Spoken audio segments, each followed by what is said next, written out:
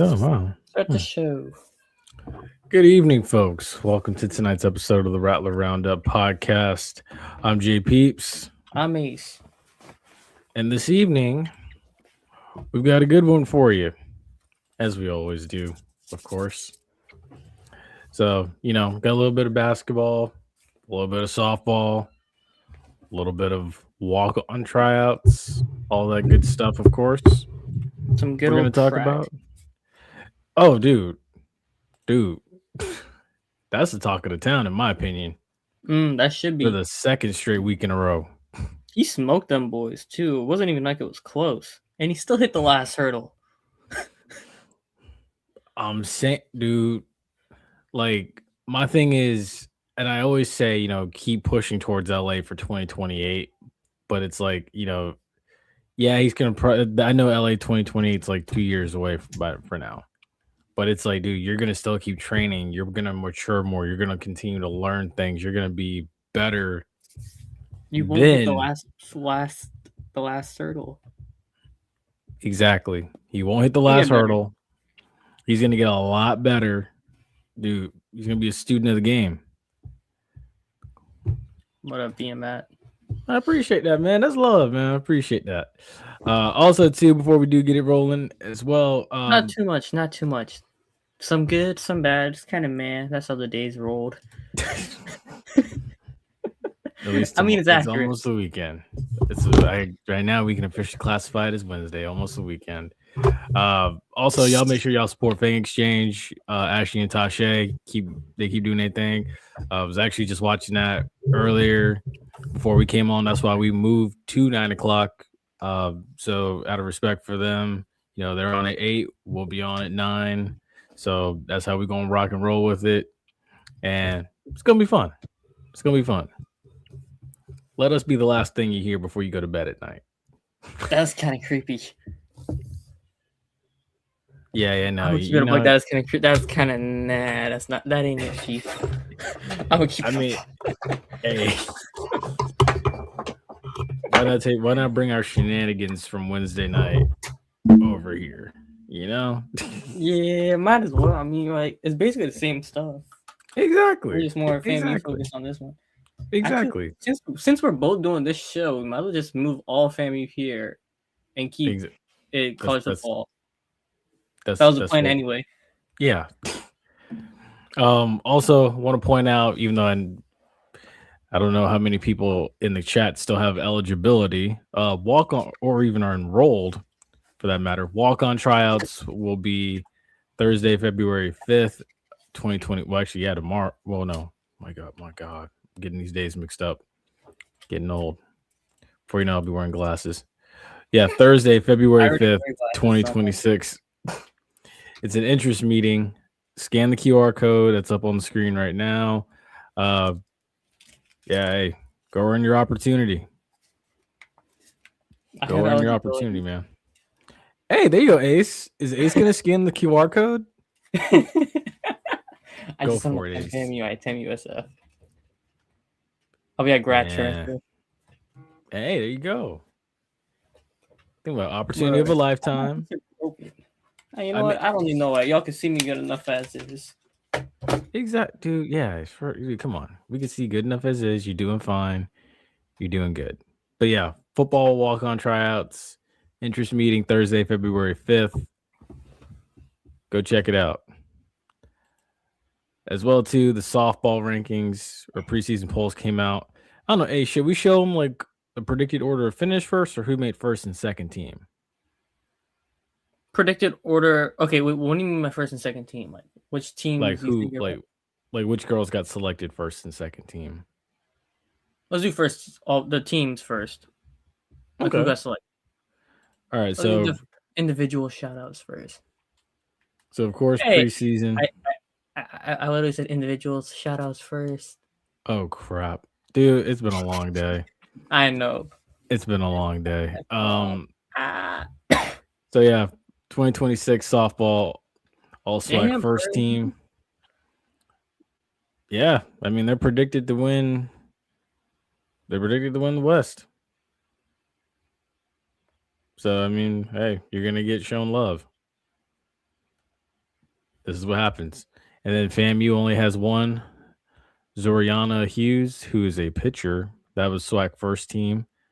So Brittany Beal's squad only has one first teamer, which is crazy. And then it's crazy too. Like the team that won it, only one first teamer, but it's okay. We know the team that finished second place last year is coming for the number one spot. Likely will take the number one spot.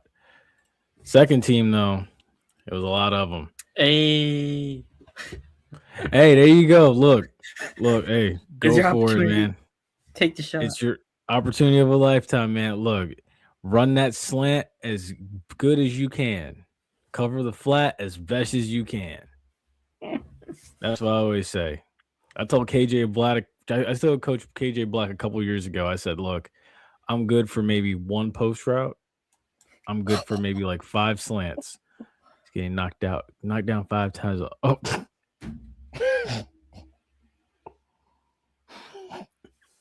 Oh, Jesus. Yeah, we're just bringing the shenanigans from Wednesday night to... I'm trying to figure out, like, you know what? I shouldn't say that. I'm confident he'll get up 5 times. You sure he can move after the 5th one, though? He got up, but can he walk? I think he can. I believe in him. You know, you just need a little bit of Epsom salt. In the game, you know what you need? You need those smelling salts. The smelling salts will get you right back up. Exactly. Just be ripping them like Baker. Yeah, really, for real. You know, just Epsom salt, massage therapist, and some sniffing salts. I think you'll be good as new. Baker, Deshaun, and Baker and Deshaun. You need to stop. Don't do that. Don't do it. Say that for Wednesday. Don't do that. You want to say besides? I'm just keeping it above. Oh, Jesus. All right. So, all SWAC second team. You had outfield Sierra Maple, pitcher Amari Brown, Samantha Smith, who's also a pitcher, and then your designated player. Does that say designated player, Jamison Towson.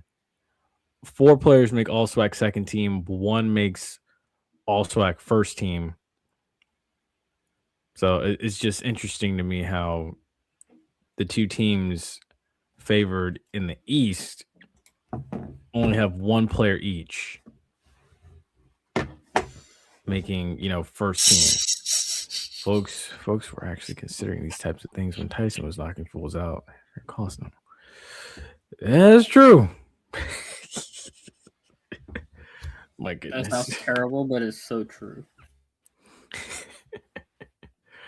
But yeah.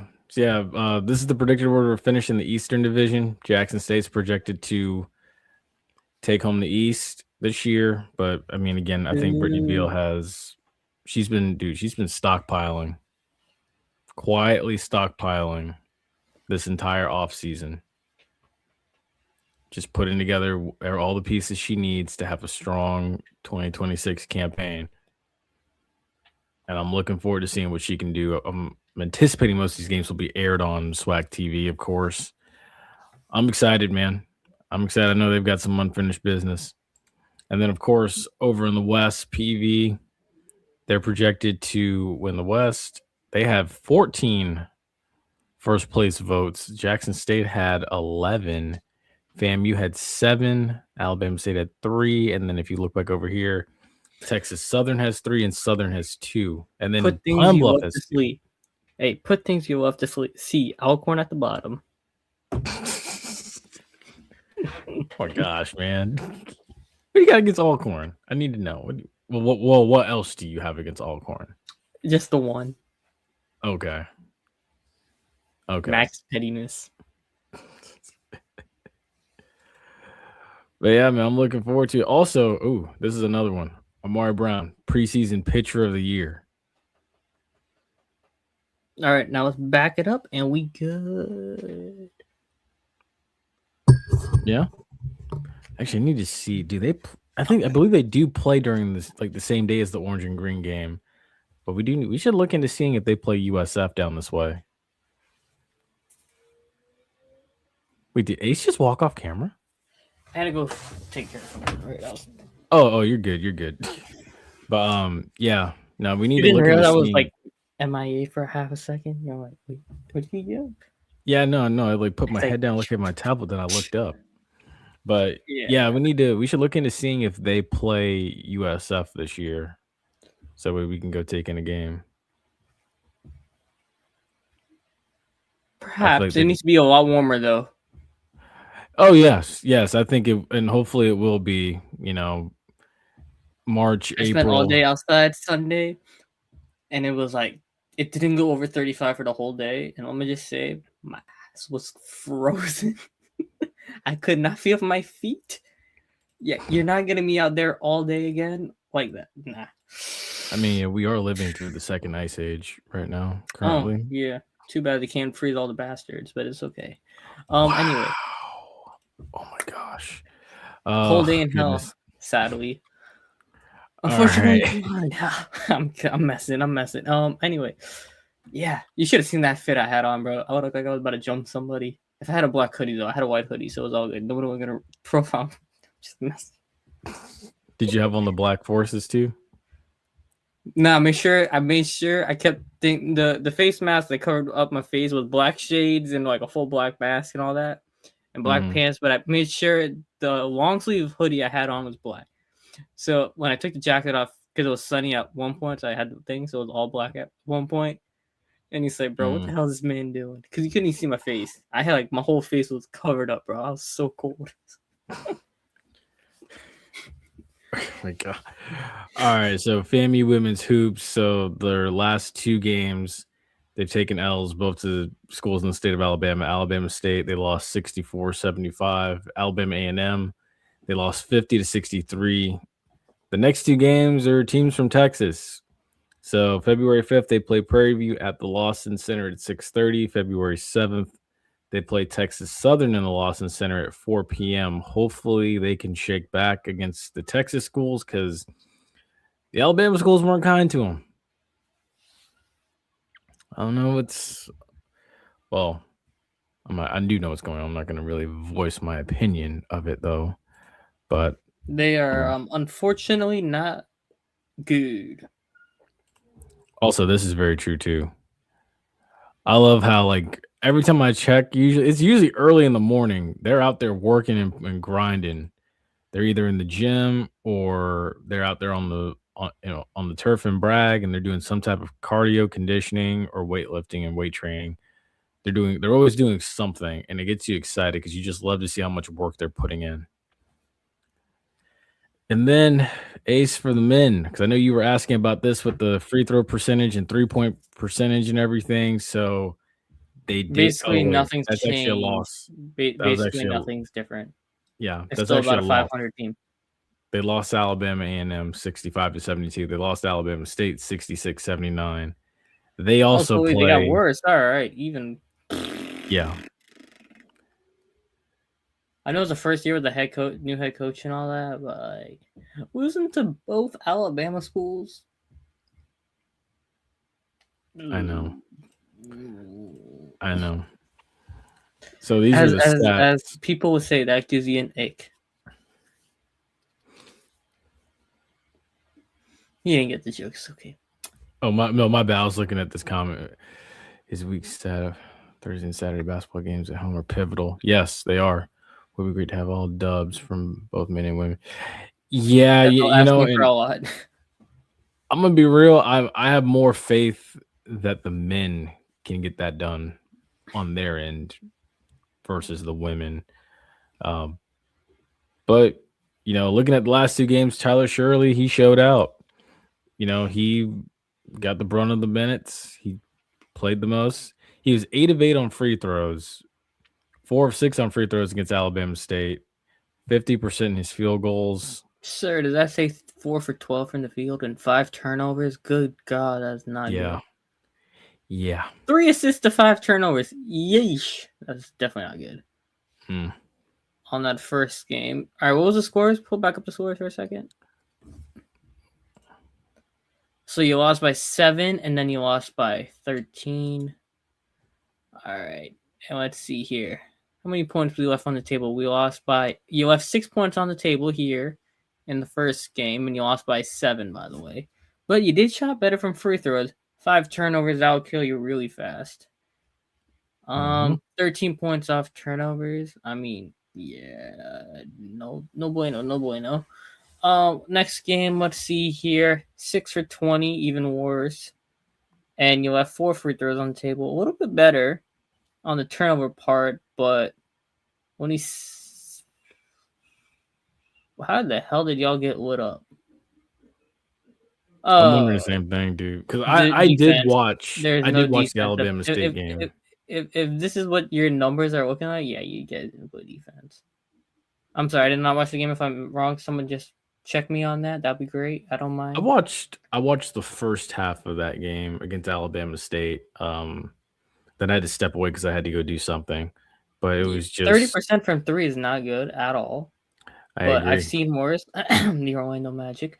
But missing only 4 free throws, not terrible, but you lost by 13, which means there's something here that will tell me the picture, but I'm not seeing it. I want to know how many points off turnovers did the other team have.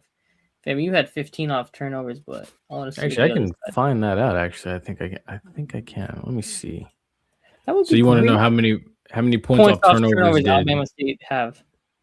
Did Alabama State have? Okay, got you. Let me go ahead and find it right now. Yeah, because if you told me, all right, their field goal percentage is 40%, 30% from 3 to 9. 30% from 3 is bad, but that's not to lose by 13. That means your defense and your turnovers killed you. And now I'm curious what the rebounding numbers look like too. So Alabama State had 19 points off turnovers against FAMU. How many turnovers did FAMU have?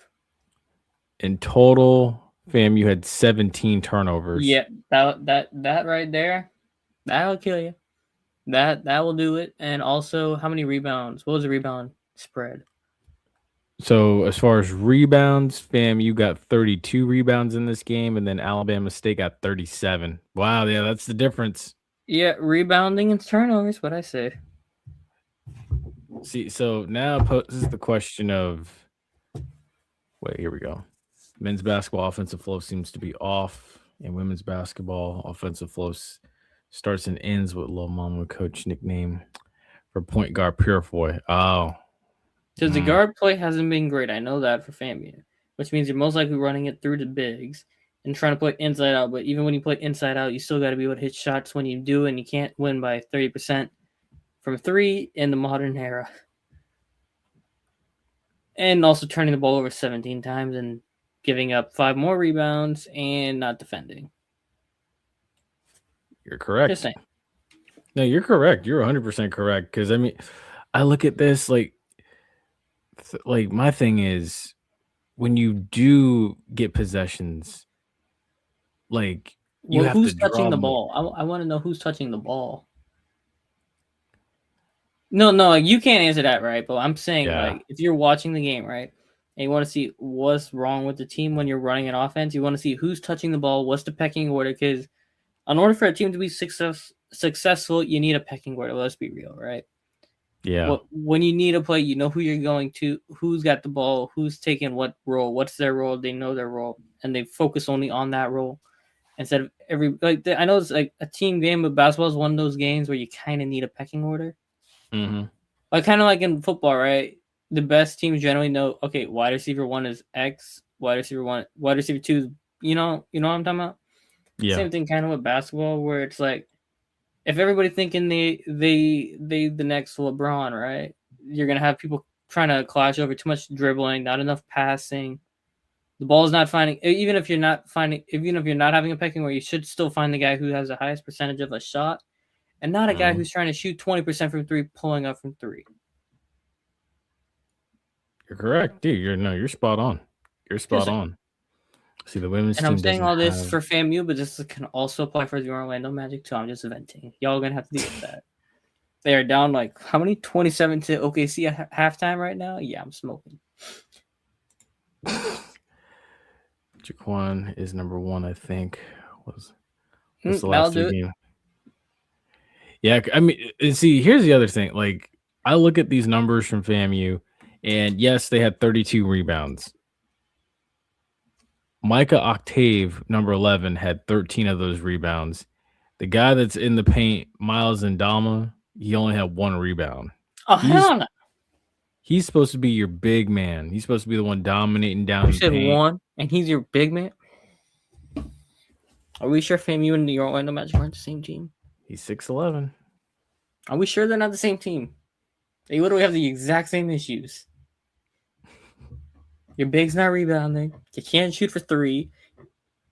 Jesus Christ. And you're trying to go up ball over. Oh, crap. This is pretty much the same So you're team. trying to hold it in.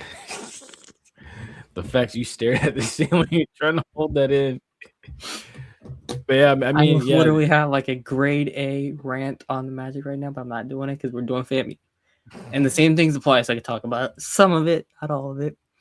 But FAMU, man, your best players got to play better, for sure. But you got to rebound better, shoot better, and not turn the ball over. You can shoot 30% from 3, fine. Just don't give up 19 points the other way when you break. And if you are going to break, please just like try to make a rebound or at least stop the ball from getting behind your head. You got to box out. Got to box out. I say that about the men and the women. Do you think the Do you think the absence of a true point guard hurts the men's team? For college and NBA, for the most part, a true point guard, there aren't many. I'm gonna be real. The age of the true point guard's kind of dead. Now the point guard has to be able to score and pass and like run an offense. So there's a lot more on the table instead of just passing and running the offense. You got to be able to put the ball on the ground and get to the cup. So like when you think guards, right? Point guard position kind of changed with Steph and Kyrie and Russ. Yes. What do you think about them? They could do it all, right? The age of like Rondo, like Rondos you aren't finding, there's not many Rondos left in the NBA. There's not a guy who's going to get you 13 assists and only 5 points. Yeah, that's true. But when you say absence of a true point guard, I'm assuming you mean like that. But I'm saying in the modern era, you need a guy who could do kind of a little bit of everything. Even so, just not turning the ball over is the most important thing for the point guard position, in my opinion. And if you turn the ball over and you definitely can't shoot, oh yeah, your offense is already crippled at that point. Because a guy who's walking the ball up the court, if he can't shoot, the defense is already going. All right, how to picture this, right? So you have the 3-point line, right? You're walking up to the line. Your number one ball handler is your point guard, I'm assuming, for the offense. You're walking up, and he can't shoot. The defense is sitting behind the 3-point line waiting, already collapsing. You have no space for your big men to work. If your point guard can at least be semi-competent at shooting when he's walking up, the defense already has to respect that, and his feet are outside the 3-point line. You already have an extra foot of space. And then there's this one, FAMU's men basketball. FAMU's center Ndama he can be dominant, but his free throw shooting makes him a liability late in games. And looking at Ndama's numbers from that game, he didn't shoot any free throws. He was 1 from 3 for field goals. He had 2 points and 2 turnovers.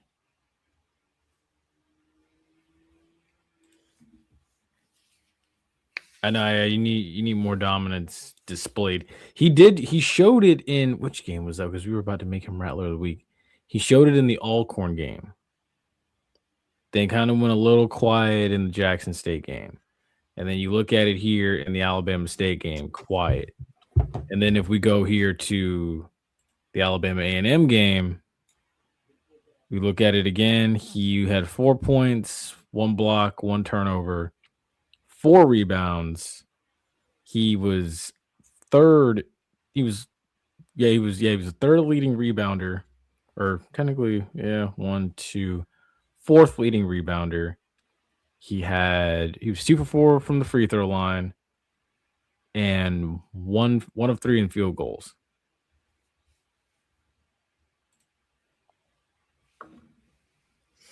They did. This is true. Hack a Shack on him. Like I said, you got to be at least respectable at shooting well. I know it's big men, it's hard to shoot free throws because of the hand size and all that, but like they're literally free throws. This is why I get annoyed at NBA players when they miss free throws too. I always thought free throws is like You just stand there. You have the it's like they have the rim with the net that goes above the net, and you have to practice shooting over the net, and then the wide the Oh, rim, you the extra rim, is like a big net, and they have the mesh, and it's above the hoop. So your hoop is here, right? And then it's like a Mhm. cage around the net, and you have to shoot over that to get it in, so it Yeah, makes your arc right. I know Yeah, what you're talking you run about. that, you take like 503 free throws back when I was in high school. Like, that free throw percentage is, well, my hands were kind of small already, so I was able to shoot a little better, but like, you're Mhm. still shooting at least 80-70%, somewhere around there. Yeah, But I know for big men, the hand's hard, so you're harder to get the ball underneath to flick it. So I get all that, but like, details. That's what it is. Details. and that's why Europeans have lapped Americans in the sport of basketball. Think of it. Literally, Yeah. international players have lapped Americans in basketball. As It's long a, as we keep taking them to gold literally in the a legit Olympics, I'll be fact. happy. Literally. Let's go through the MVPs, right? Shea from Canada, Embiid, Cameroon, Jokic, Serbia. Luka is one of the best players in the league. Giannis, Greek. See, if he could get to 70%, he could be a pro. I agree. He definitely could. And He see, could. these guys need to be working on their fundamentals. Even Giannis not a great free throw shooter, but he can still hit it down when he needs to. But I'm saying that's like one of the best players in the world. But I'm just saying, those guys, when they come in from Europe, they focus more on their fundamentals. They practice more instead of playing games. AAU focuses on games instead of practice. Your body's not practicing fundamentals. And you end up with guys like that who can't shoot a free throw. Bingo. All right, Bingo. my rants are over. Moving on. No, that's facts, man. That's absolutely facts. I couldn't have said it any better myself. See, this is why I brought you, because I could not have broken that down. If this were football, I could have broken that down. But basketball, like, I have the best mind. My guy right here. I'd put him up against any reporter in the SWAC. Oh God, My no. guy. As far as breaking down numbers, I'd put you up against any of them. Oh great. Hey, they can come on here too and challenge that. It's up to them. Now, what I did want to get to this evening was the man As himself. Mustang has Ford given my man his Dude. NIL deal. What we doing? I need my man to get an NIL deal here. Oh, hold up, base. You got something here. Who would you trust to hit a free throw if your life depended on it? FAMU center and Dalma, Ben Simmons, Shaq, or AD or Anthony Davis? Are we talking about 80 Davis, like Anthony Davis, or like the athletic you, director Davis? Oh, I think he's talking about John Davis. Oh, wait, he's talking about the AD. Oh. All right, who I'm trusting? My life depended on it to hit a free throw. Shaq. Not you said Shaq. Shaq over Ben Simmons? Shaq is literally okay. Ben Simmons, bro. I mean, Ben Simmons probably could hit if it's one free throw. Maybe Ben Simmons, but Ben Simmons not even in the league right now. The man's back is so broken. Wait, okay, you know what? Let's be more. Okay, Shaq was hacking Shaq, right? But he was still hitting 60%. Are we talking about Shaq like Orlando Magic, LA Lakers Shaq, or are we talking about like Phoenix Suns Shaq, and then like the older same Shaq that be sitting down and can't even get about the chair on NBA on TV on TNT? What type of flowers like he's? Oh my gosh! Okay, he said Orlando Magic Shaq. Yeah, okay. I also think Shaq. I know Shaq was an NBA player, shot at least 64% at one point in his career. Or 63 or 64. I'm not entirely sure. And it's like, hey, I'm sure he can hit one. Yeah. All right, so now I need to get back to our guy here. Let me find it. FAMU Track and Field, because I have, I got the clip of it. Let me see. Is this the one? I need an adjustment, Mr. Chiropractor. Hey, dude. Like I said, I just let me know. Okay, here it is. We found it. We have the video of the 7.57 60-meter hurdles. That was before my time, so I'm not entirely sure about this story, but I'm gonna take your word for it. I feel like there's a video of this on YouTube somewhere. I'm sure there is. Yeah, NIL, please. We need like some dealership in the city of Tallahassee limits, or like Ford or somebody. If this man makes the like, we need this man with a some form of a car NIL deal here. We have literally his last name is Mustari. Mustari. I don't know. I'm just saying Mustari here. It's literally Mustang is right there, man. You literally have a Mustang and a Ferrari had a baby. This is him. He's literally a speed demon. What are we doing? You ready for me to roll it? Yeah, roll it. You can't see it though. It's too tiny. Hold up. Okay. Okay, yeah, there we go. Nice. Dude.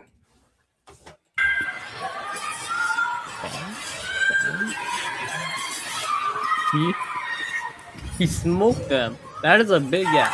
You were in track. That's a big gap. He smoked them boys by. And he still hit that last total. I'm trying to see who all was in this meet again. So Tennessee, Clemson. I'm trying to see who is that. Samford. That's Samford. UPenn. Gators. That's UPenn. There's not Gators on the left.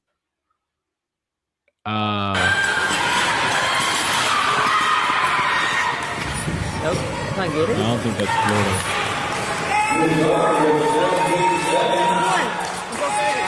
I don't think that's Florida. I think that's Samford out of What is that?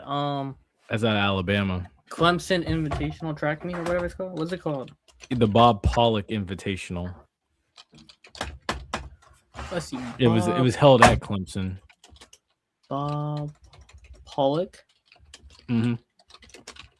And this is what, 100-meter hurdles? 60-meter hurdles. Oh, 60-meter hurdles. Let's see. Outdoor, it would be 110. All right, let's see. This is semis. We're 60-meter finals. Here we down here. 60-meter hurdles finals result. All right. Wait, share that screen if you can. Hold up, this can't be right. This is men's 60-meter hurdles final. Who's LaFrance Campbell? Is it 2025? Oh shit, this is 2025. Thank you for telling me that. I forgot we're in 2026. You're good. There we go. Hold up. Wait a minute. Men's 60-meter hurdle results. Leonard Mustari, 7.57. Caleb Branch from Tennessee, 7.76. Penn University, Pennsylvania, Shane Gardner, 7.78. EJ Williams, unaffiliated, 7.81. Kalen Vitalis from Clemson, 7.84. Robert Dunning, Adidas, 7.90.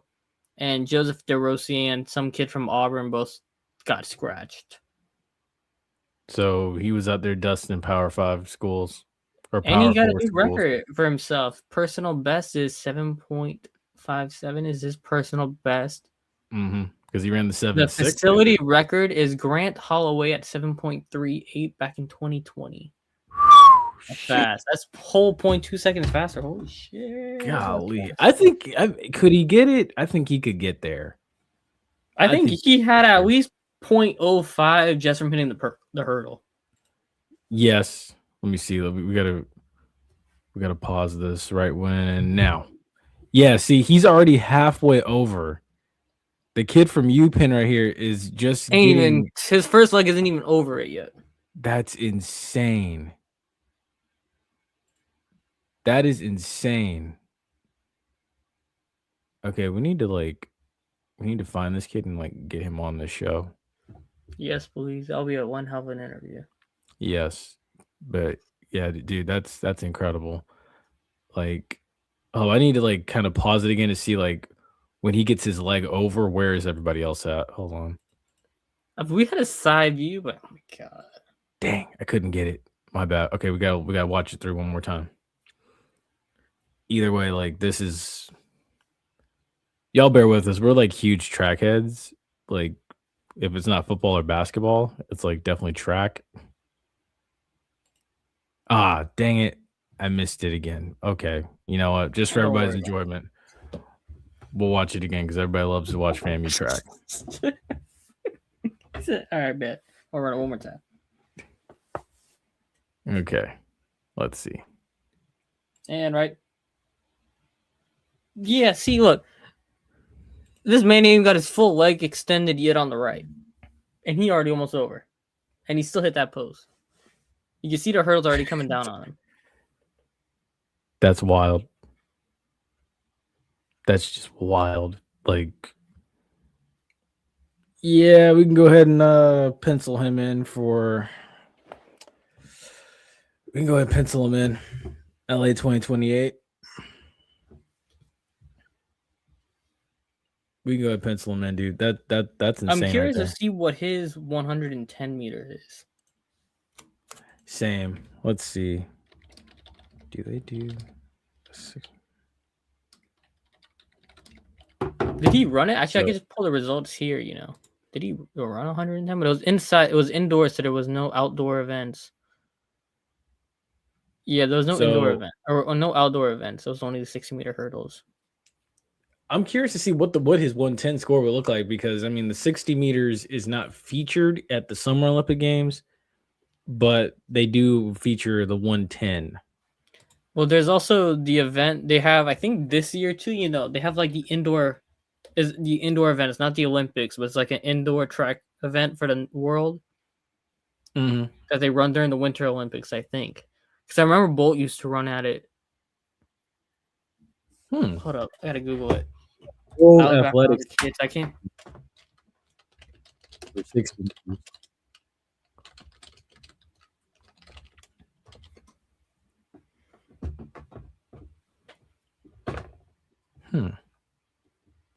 The World Athletics Indoor Championships is in Poland in 2026. Yeah, I just said that. So yeah, what this summer? Oh, sorry. You're good. So what is that like? 60-meter hurdles are in it. Just say. Hey, Team USA, you got one job. Just say. Dude, it doesn't take much. You know where to find him. And I'm sure there was a Team USA rep that had to have been there. And while we're at it, fuck it. Here we go. That's your Rattler of the Week. Simply put right there. Second week in a row. Back-to-back week. Shout out Mr. Mustari. Mustari. I have no idea. I'm very curious to see how he says it. It's Mustari. Mustari? Cool. Mustari. Yeah. Is he a must-star boy? I'm just asking. You never know. Wow. Musty star boy. Just saying.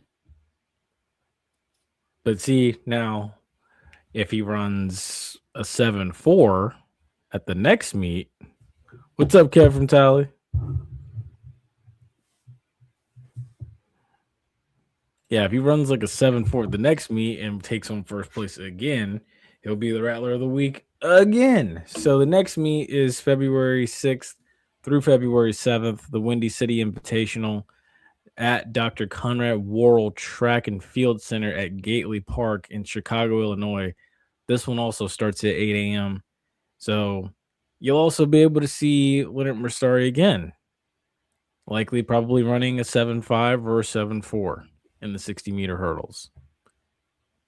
I'm very curious to see if he runs this 110. Yeah, I'm curious now too. Wait. Let me see. Because you won't see any 110 events for a while because it's too cold outside anyway. So it says here, if my judgment is correct, because he used to be at University of Tennessee. Oh, he was in 2023 outdoor track at the University of Tennessee numbers.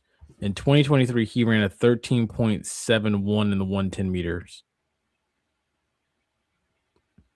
I think the world record is what, 12? I'm not sure what the world record is. Hold on, let me go back to this because I'm trying to make a judgment call here. So in the 60-meter hurdles, here he ran a 7.57, but on the University of Tennessee's website, it has him listed in 2022 as topping at a 7.55 in 2022. That was his PR. Yeah, I wasn't actually far off. The 110 world record is 12.8. Hey. So what was his number? His was a 13.71. Oof, that's almost a full second. He could get that. I mean, that was 2023. I'm sure he's been training. Yeah. It's been 3 years. Like he could definitely get that. This is his first year at FAMU. I am not sure. I'm asking him all the questions he does not have answers to. I'm so sorry. Let's see here. See, based on the media, I think historical. Here we go. Okay, so no, he was at FAMU in 2025.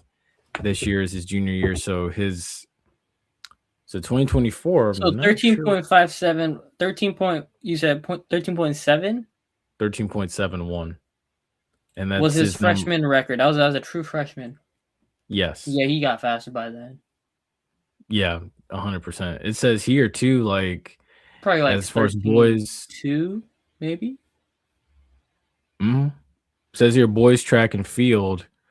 As far as like he was the Gatorade Player of the Year in hurdles and jumps.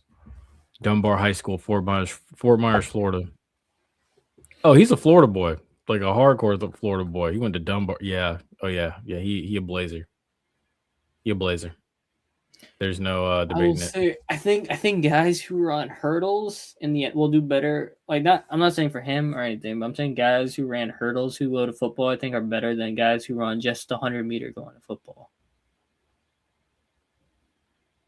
Because, well, I know you get out of your block probably fast, about the same, but you have to remember they're running and jumping that high every point, whatever second it is. Like they're dodging obstacles. Yeah, they have a little more bounce in their step per se than just running straight line speed. Yeah, no, I would agree with that. That's a fair assessment. And then let me see what else we got here. Also, because your boys in the Super Bowl this weekend. So I mean, I know we didn't hit on football, and we kind of glanced over it. How do you feel about Terrell Jennings and the Patriots? I know we'll hit on this more tomorrow night, but how do you feel about Terrell Jennings and the Patriots Sunday? Unfortunately, I don't think he's gonna see much offensive time, but he might make a play on special teams. Since Ramondre's been back, you haven't really seen much of him, but you never know. True. On special teams, might make a play. I mean, you never know either. Anyway, so that's my pick spoiler word for tomorrow. But you never know. You might get a trick play or something. When it comes to Super Bowl, those role players come up. There's always a hidden role player makes a play when you need one. Ramondre Stevenson might lose his helmet. Like never know. Ramondre might get hurt for crying out loud. God forbid. He might. He might lose. Have Craig and Terrell running the show. You never know.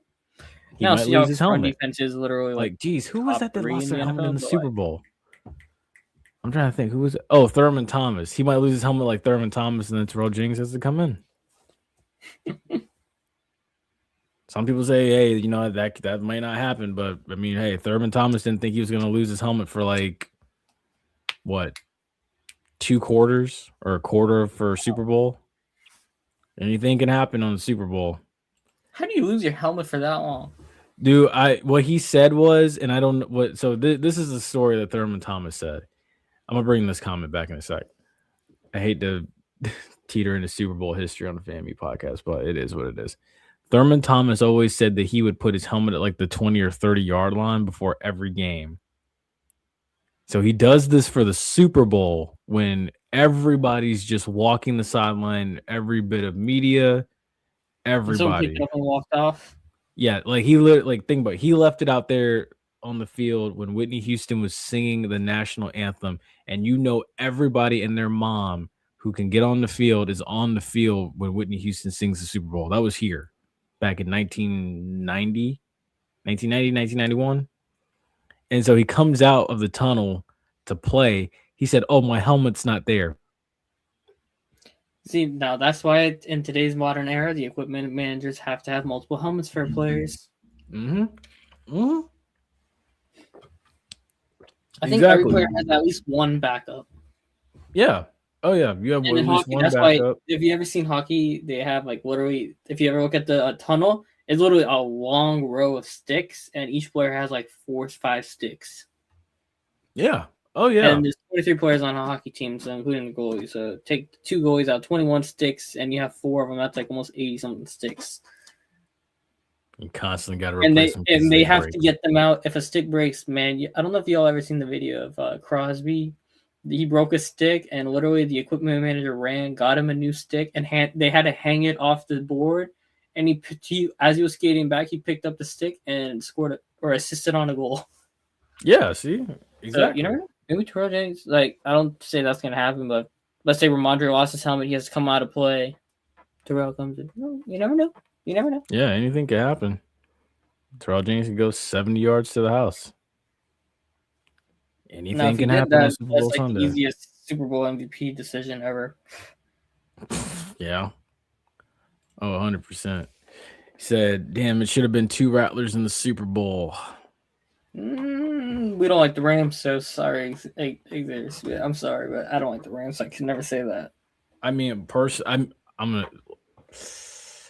I was rooting for Xavier Smith, the individual, but I had my money on the Seahawks winning that game. If I'm going to be honest, I did not think Terrell Jennings and the Patriots were going to get there. I didn't.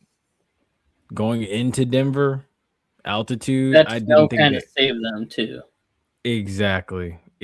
I think it did. And a really stupid Jared Stidham fumble. Yes. But nevertheless, glad to see a Rattler in the Super Bowl. Will he come away victorious? We'll see what happens. Who knows? It'll be interesting. Let's see what else we got here. Oh yeah, I didn't make an image for it, but it's fine. Also, Ace. So FAMU's been basically picked on as homecoming opponent for 2 games. Back-to-back weeks. So you have actually 3. Yeah, imagine you play spoiler on both. Oh, actually, you know, I do have the schedule actually. So let me go ahead and bring this up because it is worth a visit. Let's see. Okay. So basically saying from October 10th all the way to October 24th, you're going to be playing a homecoming game. You're going to Montgomery to play Alabama State for their homecoming. Then you go to Jackson State on the 17th to play them for their homecoming. Them for their homecoming? Oh, damn. And then you play Pine Bluff for your homecoming. I want to be honest. People say it's disrespectful. I mean, yes, it is. But at the same time, hell, you brought it on yourself. A, because Colsey wasn't worth a shit. And then B, because you were really, truthfully, against teams above 500, not good at completing a pass beyond 10 yards. Or if you were, you weren't consistent doing it. So, yeah, pardon my French when I say this. Yeah, these people think shit's sweet because you got beat by 40 by both these teams. In comes Quinn Gray. They probably still think, oh, okay, first-year head coach. They probably aren't going to do much. Let's see what happens. So now an opportunity has been afforded to you. Do I think you win both? I'm going to be honest with you. I don't think you win both. I think you win at least one of them. So we'll see what happens. I definitely think you can win October 24th. You should win October 24th. Plus, the March 100 is going to Jackson, from what I've heard from Mr. Campbell. Ooh, that might be interesting. Yeah, I want to be honest. Even in a losing effort, like March 100 stood their ground and went toe to toe, and in some instances, got the better. So, I mean, and then of course they're going to Montgomery as well too, because I mean Montgomery is not that far from Tallahassee. It's like a little short trip. So, yeah. But with that, I believe that is all we've got this evening. Yeah, that's all we got this Just evening. done in under an hour. Yay. Now we have to get it under 45 minutes. That's the next goal. Goals, But I also man. had a whole mini rant in basketball section there. I went a little too much on. But it's all good. Of course. I mean, and then of course we drooled over track and field, of course. Oh yeah, that didn't help. But yeah, it's all right. Oh my For God. sure. And with that, folks, that's gonna do it for us. As always, don't forget Rattler Roundup podcast live Tuesdays at 9 p.m. And then be sure to come back and join us again tomorrow night. Run and Gun podcast live at 8 p.m. It'll be me, this guy over here, Mr. Sasser will be previewing the Super Bowl. Jeez, it's crazy. We made it all the way to the Super Bowl. And that means breaks coming up. Mm-hmm. Sure does. It's crazy to think. It feels like just yesterday we started and we were getting ready for the Orange Blossom Classic. Now we're that was 26 weeks, give or take. Mm-hmm. Also, yes, this is true too. National Signing Day is tomorrow. National Signing Day is tomorrow. I want to see Quinn reel in some guys for the trenches, offense, defensive line. I need a killer at middle linebacker. I need an alpha as well in the secondary that plays either safety or plays corner that can just absolutely eliminate one side of the field. Or just in general, if you play safety, eliminate any pass over 30, 40 yards. Just take it away. If they're going to beat you, they got to beat you short. That's on my wish list. Big nasties along the offensive and defensive lines, a killer in the middle, and just a guy with range and physicality in the secondary. You just need a thumper. Yes. Oh, yeah, I don't think it'll be an issue at all. I like what those guys have been doing, and then you've got basically every mastermind recruiter in the state of Florida on the staff. So there are perks to it. I'm looking forward to tomorrow and seeing what tomorrow brings. So, yeah. But with that, folks, that's going to do it for us. If you haven't already, be sure to like, share, and subscribe to the channel. Of course. Shout out everybody in the chat. Y'all was hilarious. You guys are awesome. Good vibes, good energy. That's what we like. Y'all are awesome. Be sure to come back and join us again tomorrow night. We'll be previewing the Super Bowl, of course, Super Bowl 60. And who knows? We might even hit on a little bit of the signing class tomorrow night. Who knows? We might. But until then, folks, as always, y'all stay safe, stay blessed. We will see you tomorrow night.